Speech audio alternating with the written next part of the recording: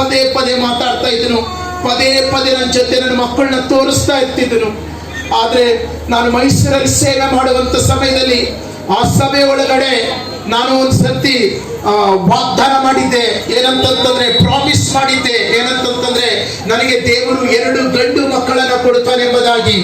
ಯಾಕಂತಂದ್ರೆ ದೇವರು ನನಗೆ ಪದೇ ಪದೇ ದರ್ಶನ ತೋರಿಸಿ ನನ್ನ ಜೊತೆ ಮಾತಾಡ್ತಾ ಇದ್ದನು. ಆದ್ರೆ ನಾನು 4 ಜನ ಹೆಣ್ಮಕ್ಕಳು ಆದ್ಮೇಲೆ ನಾನು ಅದನ್ನ ತೀರ್ಮಾನ ತೆಗೆದುಕೊಂಡಿದ್ದೆ. ಏನಂತಂದ್ರೆ ದೇವರೇ ನನಗೆ ಗಂಡು ಮಕ್ಕಳು ಬೇಡ ಎಂಬುದಾಗಿ. ಆದ್ರೆ ದೇವರು ನನ್ನ ಜೊತೆ ಮಾತಾಡೋದನ್ನ ಸ್ಟಾಪ್ ಮಾಡಿದ್ಮೇಲೆ ಮತ್ತೆ ಬೇರೆ ಸೇವಕರ ಜೊತೆ ಮಾತಾಡಿ ನನ್ನ ಜೊತೆ ಮಾತಾಡಕ್ ಹಸ್ತಿದ್ರು. ಯಾಕಂತಂದ್ರೆ ದೇವ್ರ ಉದ್ದೇಶ ಆಗಿತ್ತು, ದೇವ್ರ ಪ್ಲಾನ್ ಆಗಿತ್ತು. ಹಾಗೆ ದೇವರು ನನಗೆ 2 ಗಂಡು ಮಕ್ಕಳನ್ನ ಕೊಟ್ಟಿದ್ದಕ್ಕಾಗಿ ದೇವರಿಗೆ ನಾನು ತುಂಬಾ ಟ್ಯಾಂಕ್ಸ್ ಅನ್ನ ಹೇಳ್ತೇನೆ. ಮತ್ತು ಆತನು ನನಗೆ ಯಾವಾಗ್ಲೂ ಕೂಡ ದರ್ಶನದಲ್ಲಿ ನಾನು ತೋರಿಸ್ತಾ ಇರ್ತಿದ್ದನು, ದೇವರೇ ನನಗೆ ಗಂಡು ಮಗು